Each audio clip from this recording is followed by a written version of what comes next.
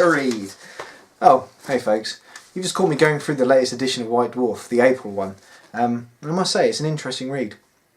I've decided to review it and tell you my thoughts on it as a sort of someone who's been out of the hobby for quite a while, and you know, the 2 years since I've been powered down and Jackson put me back together, I've sort of missed out on a lot. So please join me in going through this. I've chosen White Dwarf as the publication because it's sort of the baseline for newcomers to the hobby, being a Games Workshop production. So without further ado, let's dive straight in.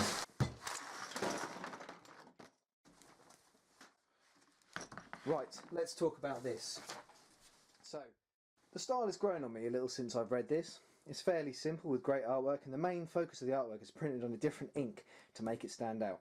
The font and colour of the text is quite appealing, and considering White Dwarf has always had to contend with quite complicated cover images, this style works well. The only thing I miss is the old White Dwarf title font, you know, the cool metallic one. The back is slightly more disappointing, and it doesn't make a sense initially before reading the magazine. It's Drukhari. Why not the new Idoneth Deepkin? I thought probably that's because Drukhari, sorry, I'm having trouble pronouncing that. The Drukhari Codex is ready for purchase, and I reckon the Deepkin will get a back cover or a front cover when they're ready, when the White Dwarf is ready.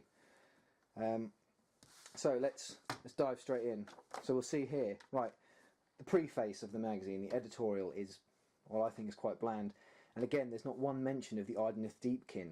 They're obviously not very excited about that in White Dwarf. Although maybe they'll get a full editorial next time, who knows. But they could at least have one sentence. The way he mentions, like, the Forgebane set a few times, like that entire segment is to do with the Forgebane set, he could have put something in there just about the newer products, the Idoneth Deepkin. And he mentions, like, the similarity between the Necrons and the Mechanicum, and then he has to go on and explain it. That could have all been used to advertise their new product. I don't know. To the reader, this sets the tone for the entire magazine, and you know, we'll see what happens. Okay, flicking on, you know, contents page, everything looks good. You know, all the pictures are very good.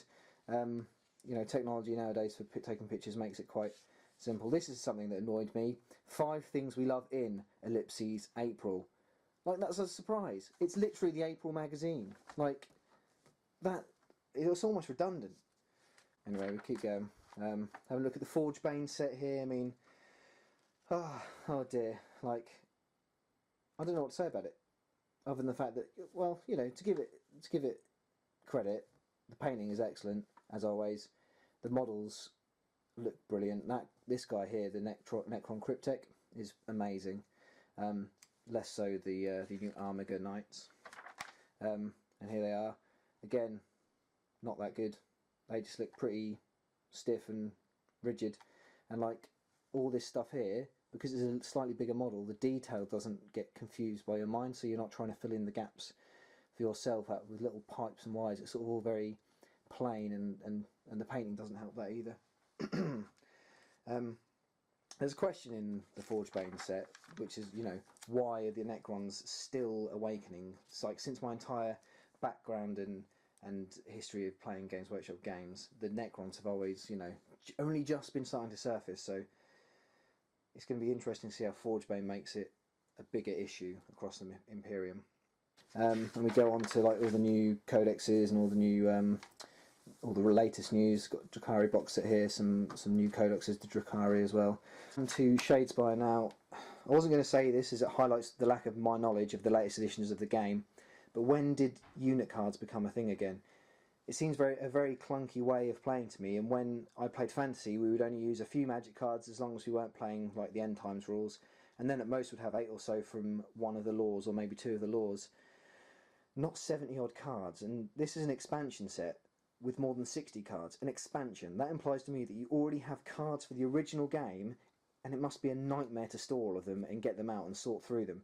Why not just have a book like in the good days? That's because Games Workshop wouldn't be able to just add something for you to buy whenever they wanted to.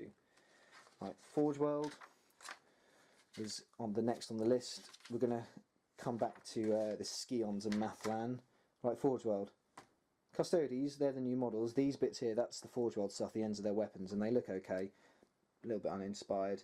but this is something I have a problem with. The ring wraiths. They are very simple, they're painted very simple, and because they're from Forge World, you'd expect something better. And there are only 3 truly unique models in the set, and 3 pairs of similar models, despite saying that there are only 2 pairs of similar models. Did I miss something? I don't know. I also seem to remember there being 9 different backstories for the minis of the Nazgul a while ago. Please correct me if I'm wrong. So this is disappointing, especially as it's coming from Forge World again. Okay, we've got some licensed games. A little bit of confusion for me because they're using the old names for all the factions, even though we know that they've all progressed onto something different pretty much. I've got a free blade here. I'm guessing that's the new game. I think I played that just a little bit. I didn't really get on with it too much. Again, some black library stuff. That annoyed me a little bit. The Lost is apparently now in paperback. However, I have a copy of the Lost from about probably 5-6 years ago that is already paperback. I don't quite know what's there. Everything else looks fine on that though. Some quite interesting cover art. Cool, then we go on to the sort of first community section of the magazine. Obviously, they seem to just pick ones that show their newer products in a good light. But I would do the same if it's my company, so you can't really, pick on them too much for that. It does just seem like White Dwarf has written these though, and there's one letter that says about some old cool stuff disappearing, and the reply acknowledging that it's hard when things we know and love disappear. Well, do you have personal experience with that, Games Workshop? Blade 2, right you do. Overall, I like this section though. It's quite light-hearted and it injects some community into the magazine. Okay, cool. Moving on. Not too bothered about Temporal Distort. I think I read that White Dwarf when it came. No, I didn't actually. It was one of the newer ones, but still reading through that was quite good. We're on to some Stormcast Eternals. Yeah. I was glad to find this as a getting started with article, as I was hoping that I would learn what they are all about. I went in hopeful with an open mind. I was wrong. Stuff like a lightning and a hammer blow instantly turned me off of the army. I wonder what other heavily armoured faction uses you could apply that sentence to. Possibly Space Marines? This short intro into the army highlighted how removed I feel from this faction. Even more, they seem cold and I can't identify with them. The fact that they come back from the dead means there's no element of danger to their existence. Something the old Empire did really well was make you feel the hardships of the individual soldier, and the Sigmarines, there I said it, just seem like an unemotional brick wall. Their description is very pure and shiny, and unlike the Space Marines, they seem to have no grittiness or dark edges in this article. The fact that they descended from heaven, again, removes them from our frame of reference. The minis themselves have very, very little exposed flesh, which also makes them seem devoid of emotion.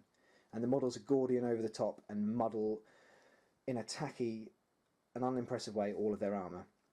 It's as if someone was trying too hard. Maybe the shape of them is not simple enough, which almost makes them hard to concentrate on and not easily recognised from a distance.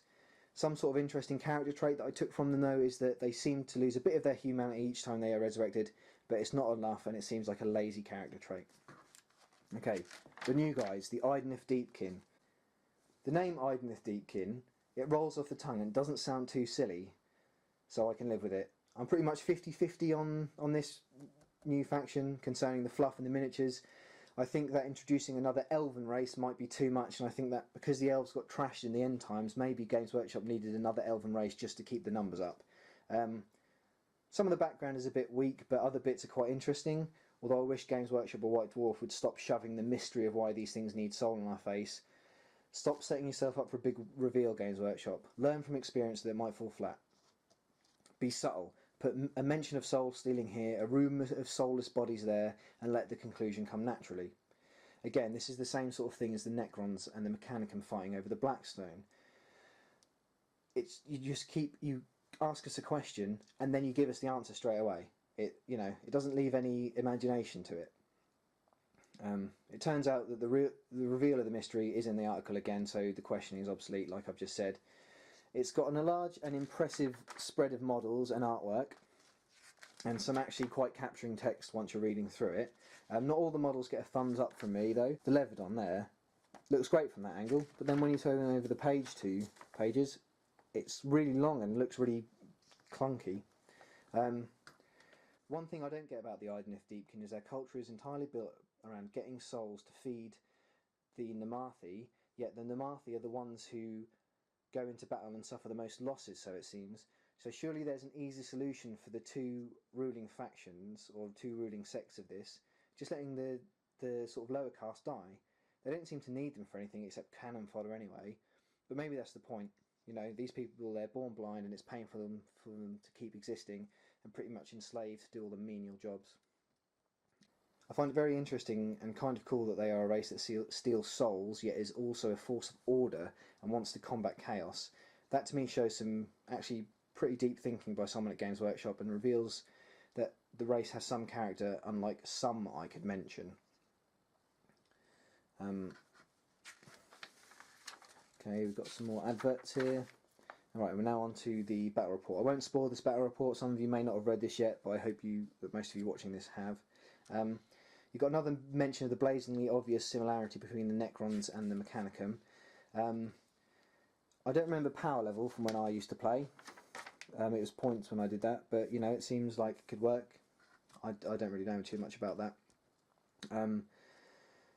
It was a cool story. The deployment was story based, so the battle didn't actually go the way that I thought it would. On the table, some of the models look pretty bland, and the robes, like on some of the Mechanicum, I don't know if you can see it in here, look very stiff. I think we'll go back to the here. Like, they just look very stiff. They don't look very flowy. And you've got something on the flip side of that. The Necrons look really emotionful, even though they're cold metal husks. And I'll tell you what, one faction could actually learn a lot from these guys concerning emotion. Overall, it was an entertaining read, but actually, you know, most of the actual text wasn't descriptive, and there was just a lot of things happening rather than any real story element to it. Although there was a bit squeezed in, so you can't be too mad at that.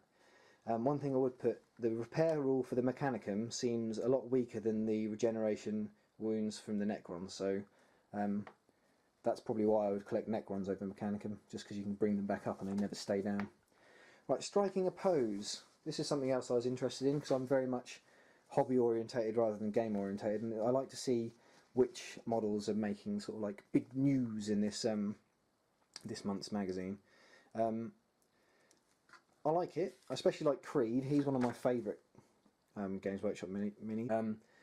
Matt's choice for the Hall of Fame, which is the Ratlings, is a good choice. I really like these guys. I wish I had a set myself. I'm not really too keen on his other choices like Khan or the Assassins, but I do like this this Gaunt Summoner guy. He's pretty cool. Okay, so the Tale of Four Warlords. When I was a boy, it was the Tale of Four Gamers, and that rolled off the tongue quite a bit better. But you know, it's halfway through this feature in the magazine, so I can see why they picked this challenge at the time. The avatars of Cain here, they look good standing on a chariot on the I can't remember what that's called, the Cauldron of Blood it used to be called. But as a standalone figure, they look weird. You know, maybe Games Workshop will treat us to an avatar like the Eldar used to have. I mean Eldari. God damn it. I'm also confused as to why there are Stormcast Eternals in this this army. I don't think even Andy seems to know, because he said in the article he doesn't know why they're there. Again, I thought Dark Elves were a evil force and Stormcast Eternals were a good or an orderly force. But you know what? Again, that's my lack of knowledge, and you know, this makes me want to get stuck into the fluff and rules and read a bit more. The colour scheme's okay. I quite like it. I like turquoise. So Andy, don't worry about being bullied for liking turquoise. That's one of my favourite colours as well. Onto the Nurgle, the Maggotkin of Nurgle. Nurgle's always been a favourite of mine. I love the background of old Papa Nurgle, and one of my favourite unit fluff pieces is how the beasts of Nurgle are overly friendly and just very happy to see you. Plus, we can all relate to the army because we've all been ill at one point or another, so we know what it's like to feel really grotty and angry. The painting is good, again, if a little uninspired, but these guys are in a challenge and they're not expected to go all out on awesomely painted heavy metal stuff. I'm not too keen on these beasts of Nurgle. I like the mouth on this stomach, and I suppose it will be good foundation to customise. The bases too are pretty cool. I like the sort of the tiles and stuff like that. Right, on to the next one. The Legions of Nagash. I like Undead. I think they're a cool army, and they look, you know, pretty skeletony and quite scary. Maybe apart from the zombies, they're the old zombies, and they look a bit not up to date. But I still don't get used to these Morghasts being in there. Are they Morghasts? I don't know. I still can't get used to these guys being in here, and the you know, this is a bit over the top maybe. The White King, that's one of the best models in Games Workshop's history, I think. I have one of those that I'm hoping to paint up one day. Now the Beastclaw Raiders. Why? One of my favourite armies, the Ogres, and they've changed it so much. It frustrates me because this is the second army that I really collected quite well. Quite a lot.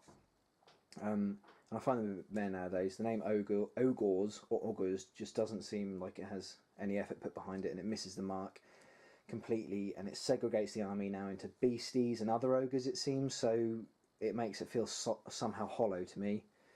The beasts are painted well, but the spot colours are a bit uninspired and don't really work well together. The snow basing material is mentioned, so they managed to squeeze in another product there. I guess the only suggestion I can have to sort of say is they could have called them something different, like Mountain Khans or something spelt differently, but that might have been a bit of a stretch for their copyright. Middle-earth, yes. Picture is confusing. The melee quality is subpar, but we've always known that about Games Workshop's Middle-earth rendition. There are a lot of strange units here that I don't feel are Tolkien, like the Ram Raiders. Well, I call them Ram Raiders. The Ram Cavalry. This sort of snotling pump wagon there, and these massive trolls. The article is quite boring again. The subline even tells you how many Lord of the Rings articles there are going to be. Sorry, Middle-earth articles. There's going to be 2, he says. And it's as if to say, don't worry, there's only a few, so we won't take up much of your time. And to begin with, even some of the picture texts that almost plead you to move on, as if to say, it's not boring later, we promise. It was as if they said, we have to mention Lord of the Rings somewhere, let's just get this done. There's a few spelling mistakes in this article that I didn't really notice anywhere else in the magazine so far, and he says to fully immerse themselves in the experience. I mean, I think he means immerse, but it must be autocorrect. That's quite good. I don't really like the Hobbit film or or some of the minis, but the water effects on that are really good. Uruk-hai and the Orcs, the battle at Cirith Ungol. Against those two factions, I like that story, and those minis are quite cool. This here, that just seems boring. Again, that's a bit subpar. It's quite, it looks a bit like him from the film, but his face is slightly different. The painting on these is quite good. This bit here, he gets his name wrong. So, actually, this guy here is called Damien, and this is Damien's army, but in the picture caption, he calls him David. So, it just shows how much they probably don't care about this article. Or probably, who wrote it? Jay Clare, he seems to give a fuck. But, maybe the editors just didn't really want to read through it, so they just left a few mistakes that he accidentally made. I don't know. And this is the whole thing. The big centrepiece, the lovely dwarven armies, and the picture is blurry. Again, that might just be because the Games Workshop professional people didn't take it. Moving on to the knights. The thing about knights is they've tried to put the ideals of medieval knights into the knights. But the thing about that trope of a medieval knight is that he was a mortal man whose struggle against all was severely hampered by being a mere mortal. These guys are giant killer robots, so that mythos of a knight is taken away somewhat, and you can't really relate to them. The painting is good, and I really like the colour scheme. I like the purple and gold colour scheme. And I agree in this article that magnetised knights are better because they can be better posed. The knights suffer from looking quite stiff because they're quite big models, and again, you don't have to use your imagination to fill in all the details. The shape of the knights makes them instantly recognisable, and that's because of the carapace, but the carapace is also what makes them look stiff and unmoving as well. There's some more examples of the painting, which is really good. It's proper quality. There you go, the River of Souls. Haha. Well, the River of Souls looks like a great board, and I love how they sort of talk you through how they built it, or the premise of building it, and the ideas they had. They've got the sepulchral guard. I don't know how to say it, the skeletons, the undead fighting against Stormcast Eternals, and I can only think of why the Stormcast Eternals are there, and that's probably because they need to get some souls for themselves. I really like the battle board, and it inspires me to do some more terrain building. Like a lot of what I've already mentioned, though, it's not relatable because not everyone has the time, money, or space to create this sort of thing, which is actually acknowledged in the article on one of the sidebars. But maybe a little bit of, maybe just kind of the fact that it's set in the realm of death seems very shoehorned in, and a bit more of the sort of like the dissected world of Age of Sigmar comes through, and it's hard to relate to again. And this comes from having separate realms for fire and death, and beasts and stuff like that. And it just doesn't have a central platform to start from. I like the tutorial bits, as I've said, and I do want to carry on making more terrain if I can. And the board seems great, but the central focus just seems a bit bland, and it seems slightly differently painted and just doesn't tie it all together like it should. Drukhari. The Drukhari are the Dark Eldari, which I really despise, because Eldari is just Eldar with an A and an I added on each end. Like, why not just keep Eldar? I know copyright issues, but like, it just seems lazy. And it's the same as Elf as well in the Age of Sigmar. Elf. Why not just call it Elf? Like, someone just went into that meeting room and went, I've got an idea how to solve this issue. Let's just put an A in front of Elf. Solved. But you know what, to be honest, I haven't got any better ideas, so could have just been me walking into that meeting room. I hate that kind of BS though, it's rubbish and it just shows no effort went into the name. And it's awkward to say. Anyway, Drukhari seems like they've pulled it out of a hat as well. And they said, how do we name the evil version of the Eldari? Well, why don't we do it the same way as Eldar and Dark Eldar? Let's stick Druk on the start, as it sounds a little bit like Dark, and also, put Eldari on the end. Well, actually, no, we can't do that. We have to sort of mix up a bit. Okay, we'll just put the first few letters on it, so it's Drukhari. Oh, God, well, so they're the last letters. Drukhari, Eldari. Oh, it just seems really bad. A better name would have been like the Comararch or something like that, because at least you know that from the background of the Dark Elves. Eldar, sorry. See, even I'm getting them mixed up. Interested in how the different detachments work, and I like how that makes the faction feel broad with its own cultures, just like in real life. As one race, the humans have lots of different cultures around the world, and that shows that there has been some sort of like imagining of the different lives of the different sort of people in the Drukhari race. The models all look great, and we'll have plenty of painting and conversion options. How they will play with the new codex is to be seen, but they're a good contender for my next 40k army. Shadespire, which is the next article. Actually, let's just show you a few more of the cool models. Like these, I think they're Hellions, and the jet bikes. I really like the jet bikes here. And these models as well are really cool. Lilith that's a great model. Moving swiftly on are the homunculi cults as well. Brilliant. So moving on, we're on Shadespire. I haven't actually played or seen any Shadespire apart from the start of this magazine.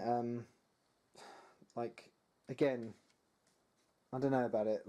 There's something about the Fire Slayers that I can't put my finger on it. In my eyes, Shadespire reflects Mordheim with small ward bands that you control, and you have to obtain different objectives, but that's where the similarity stops. The humour of Mordheim isn't there, and neither are the permanent unit upgrades or changes for your minis to take an injury or die over time. At least seemingly in this article, I might be wrong. I'm torn on the minis in this game. In this White Dwarf, you've seen the release of the Stormcast Eternals and the Chaos Khorne faction for Shadespire. Also featured are the Fire Slables and the Sepulchral Guard. The Skeletons, I'm going to call them. I like the Skeletons, they're really dynamic. If we flick on, we'll see. No, we won't. I missed the page. Where are the skellies? Here you go, the skeletons. They're really dynamic. And you know what? They have more emotion than the unmentionables, the Sigmarines. And the Chaos are also a cool faction. They've got a lot of emotion in them too, although they're not in this article. They mention the Skaven in this article as well. I would have liked to see the pictures of those. I've seen them in the shops and they're pretty cool, but they don't seem to show it in this game. And the Oryx as well. Or Orcs. I don't know if there's painting on these guys, but they just don't look like Orcs should. It's like there's different army books for the race now, so you've got Iron Jaws and then Disorder or something, or is it Iron Jaws and then Oryx, or is it Iron Jaws and then Savage Oryx? I don't know anymore. It just seems fractured and messy and all over the place. And even though these guys have heavy army, that's what makes them look un-orc-like, unlike the Black Orcs that you used to have in Warhammer Fantasy, which were, you know, armoured up to the eyeballs. But, you know, I think having this sort of shorter, quicker game will probably make me want to play it, but something that probably put me off is the amount of cards that you need for it, like I said earlier. There it is in all its glory. Maxim's Challenge. Yes, I really like this here. It really inspired me to get painting and getting a group of friends together to paint and do my own little competition. It's got lots of inspiration and creativity. A monthly or bi-monthly painting challenge is just really great, and it's something that we could possibly do here on the channel, maybe. I don't know, I'll have to think about that one, but it's something that I'd be really interested in. This mini's iconic design, the old Imperial Marine, is awesome, and the paint schemes here are absolutely sick. Again, I dislike the Stormcast Eternal models, but the paint jobs are really good, and they're just as technically good as, you know, they can get for people who like to paint in their spare time. Due to the shape of this mini, it's hard to see what the details are and what it's actually supposed to look like sort of closer up. It's hard to see what details there are, and unlike the other two examples, there is detail that gets way too muddled in the body of the mini. It doesn't and it sort of overflows to the outside, so you can't really get a good sense of what the silhouette of it is. I'm loving these Mechanicum models. I mean, their pick for all three minis is really good, but this guy's my favourite. I really love not having a red Mechanicum themed army. That's something I've thought about toying with before, but I don't think I could do it justice like these guys have. Again, the Brown Wizard, the second of the Middle-earth articles. Poor old Radagast. This is unfair for him. Like, both scenarios pit him at a severe disadvantage. Like, if these spiders here get hold of him at all, he's just going to be doomed. And all of this empty space. That is like sacrilege in a magazine, surely. Like, it costs them money to print every page. They should be cramming stuff in here. But again, that makes me think that they don't care about the Middle-earth franchise. They've only got it in for contractual reasons, surely. You would have thought they'd been able to come up with something to put in there. Like I said before, this is the Witch King and Radagast. He's going to be way more powerful than Radagast. Like, and it's that mini again from the start. God, that is just no effort put in that whatsoever. Okay, we'll flick on and hang on. What's this? A third Middle-earth article. I could have swear that they told me there was only two. I mean, I know it joins on to the last one, but are they losing count, or do they again just not care? This one takes me back to, there was an old Lord of the Rings strategy battle game that you could play that was called Warbands, maybe, and it has the sort of theme of that game, and I actually really enjoyed painting my minis for that, and I actually enjoy the whole sort of Middle-earth sort of genre of game altogether. But, you know, again, there's some empty space down here, and it's obvious that they've tried to squeeze it all into one small bit because they couldn't think of what else to put on the page. Right, on to Necromunda. I love that Necromunda's back, and I feel the excitement and enthusiasm for the game in the community. Like, lots of people who I've gamed with before have just absolutely shouted and raved about Necromunda, and back in the day it was a great game to play. The big image here is beautiful, and it really gives you a feeling of what it's like to live in the Underhive. And the And the long text here is really compelling and it's enjoyable to read. It's almost like a story. It's something you probably find in a codex, and it's great. And that, it's because these guys don't have their own rules in the game. They're rules to, for White Dwarf to publish, and they've really actually quite excelled at this one.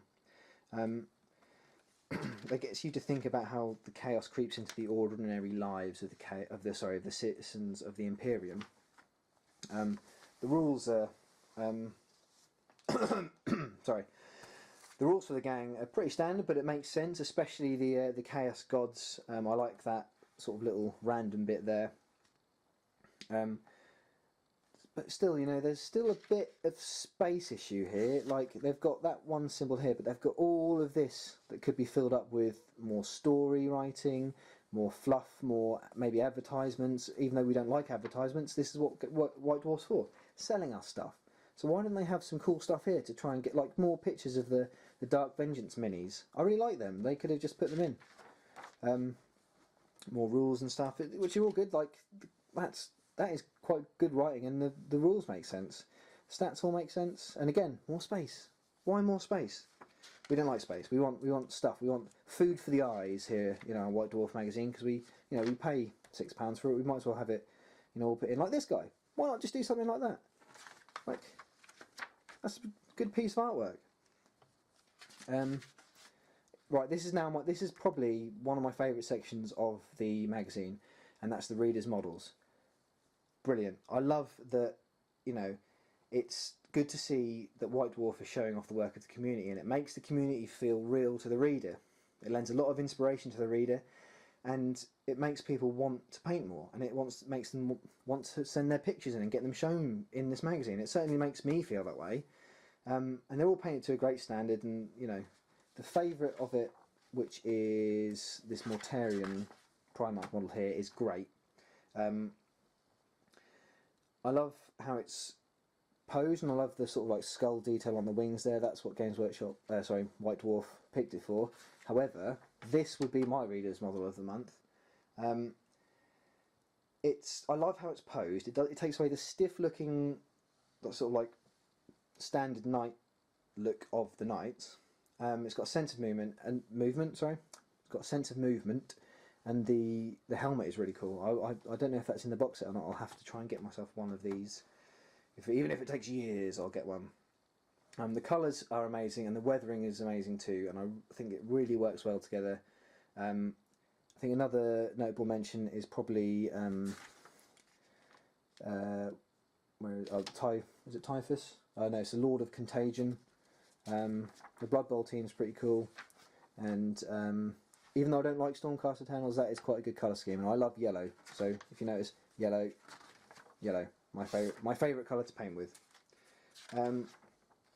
Some more stuff here. It's good to see that some events are being advertised still and are still going on, and these cool exclusive miniature stuff is really good. I like the Blood Bowl, Gracken, Grumbleberry.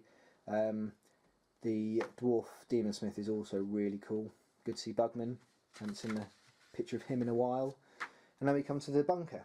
And it's nice to see that the employees are showing what they're working on, and combined with the reader's model section, it feels like an interaction between the staff and the community, a bit like a dialogue between friends. And this is like when you go to your mate's house and say, "Oh, cool, you've painted this really well," and your friend's saying, "Yeah, but you were the one who gave me inspiration with your thing." So it's really sort of like gelling the company and the community together. And it is from this, actually, I've just worked out what it is about the Fire Slayers that make me just put off a bit. They all look the same. Warhammer Fantasy was a rank and file game, so every miniature, even though like the infantry looked all the same, wasn't a problem, because your story, your sort of like personality for that block of troops, your personality for the block of troops was in the block of troops itself, not just the individual models. But these guys all stand out from themselves singly, so they all need to look slightly different, but they don't. They just all look the same. Moving on, the bloat drone, that's pretty cool. This guy, I like him. The painting is, not the brightest, but again, you notice the yellow. I love that. This bit here, I talked about Blackstone earlier and how the Mechanicum and Necrons are pretty similar. That isn't mentioned in here, but Blackstone is actually well thought out, and I didn't expect that. Some more stuff. Ogors against the Caradron. Don't like the Caradron. They seem too sci-fi, slightly steampunk, and not at all dwarvy to me. But maybe that's because I've only seen limited examples of them. Anyway, this Orc Shaman looks cool. I like him, or her, or the asexual gender that orcs are. Other than that, that's pretty much it. We've got next month, which is all about Necromunda. Not about Idoneth Deepkin. That's what I thought it would be about. Maybe they have a battle report with Idoneth Deepkin. I don't know. But that was it. That was my look on White Dwarf.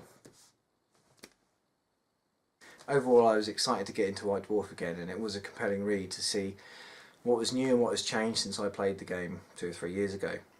The photography and terrain and all the miniatures and all the painting was, you know, just to the same standard that it was a while ago, maybe even better because of the increase in photography technology and the research that the magazine has been able to do from years and years of learning learning new skills and stuff like that. My favourite parts were about hobby rather than gaming, but that is probably more to do with me than it is the quality of the magazine. I still liked reading the battle report. I thought that was it was quite good, and it made me want to play again, which I suppose that means that they've achieved their objective.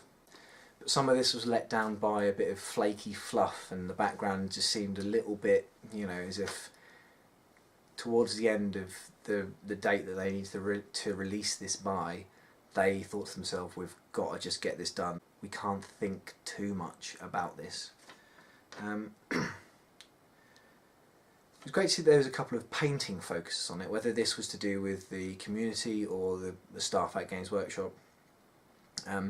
But it would have been nice to see paint splatter. That is something that people have told me about from White Dwarf, but I didn't find it in this issue of the magazine. I don't know if that's a feature that was left out, or if it's a recurring feature that comes every so often, or it's normally in the magazine every month. I don't know, but as a sort of true painter at heart, I would like to have seen that.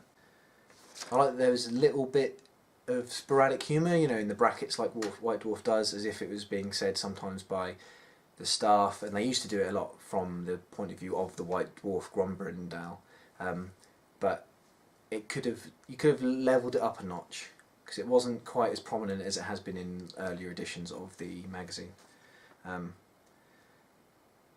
And that personalises it a bit more. It makes you feel as though the people who work at Games Workshop and White Dwarf are other people like you, which they are, but sometimes that doesn't come through from the magazine, and that's what the community wants, to make them feel that they are just as, you know, in touch with what Warhammer and Games Workshop products, you know, are. To conclude, my views of Games Workshop are pretty much the same. They are pretty much the same. They are still viewed with suspicion, but it's a curious suspicion, and I will definitely be going out to get the next issue of White Dwarf. I hope you enjoyed that first White Dwarf review, folks, and I hope you come back for more. Please comment, subscribe, and follow us on Twitter at Terrordome 3000. It'd be great to hear your opinions on it. I know that I'm going to be wrong on some stuff that is factual, but, you know, challenge my opinions. Let's incite some discussion about this and just have fun. Yeah, and tell us what you want more of. Tell us what you want less of. Tell us if you think it should be different, or if we did too much or too little on this one. It'd be great to get your constructive criticism and your feedback. All I have left to say is, remember your 3 T's, Tabletop Terrordome, and this is Will from the Terrordome, signing out.